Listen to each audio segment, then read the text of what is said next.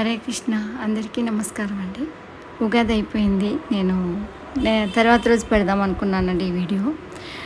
దానంతెల్లి temple అండి. పశ్చిమ గోదావరి జిల్లా తణుకు పక్కన ఉండే పల్లెటూరు. అక్కడ ఫేమస్ అండి ఇల్లందరిపురం అని చెప్పి.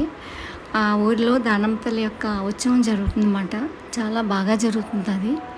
ఈ సంవత్సరం అయితే అక్క వాళ్ళందరూ వెళ్ళారన్నమాట.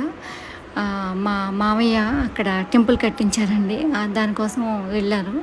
అయితే అక్కడ స్పెషల్ ఏంటంటే ఉగాది మార్నింగ్ అయిపోతుంది కదా, ఈవినింగ్ అండి అక్కడ సిరిబొమ్మని కడతారు. ఒక చిన్న రథం టైప్ తయారు చేసి దానికి సిరిబొమ్మని కడతారు. మీరు చూస్తున్నారు కదా, అదేనండి.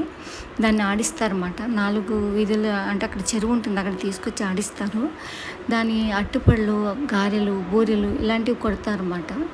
ఆడవాళ్ళందరూ చెంగులు ఇలా పట్టుకుని నిలబడతారు. చాలా వరకు అవి అందులో పడతాయి అనుకోండి, అవి తింటే చాలా మంచి జరుగుతుందని చెప్పి అందరూ నమ్ముతారండి. ఎలా అంటే పిల్లలు లేని వాళ్ళకి కంపల్సరీ పిల్లలు కలుగుతారని, ఇంకా చాలా అన్నమాట నమ్మకాలు చాలా ఉంటాయండి. మంచి జరుగుతుందని చెప్పి అందరూ వెళ్తామండి అక్కడికి మాత్రం. ఈసారి మాత్రం మా మామయ్య కట్టించారండి. చాలా పెద్దది టెంపుల్.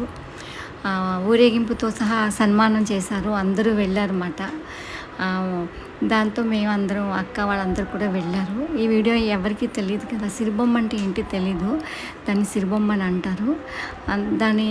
అది మనం చెంగుల్లో పడిని తిన్న వాళ్ళకి మంచి జరుగుతుందని నమ్ముతారు. ఎవరికన్నా చుట్టుపక్కల వాళ్ళందరికీ తెలుసా అండి.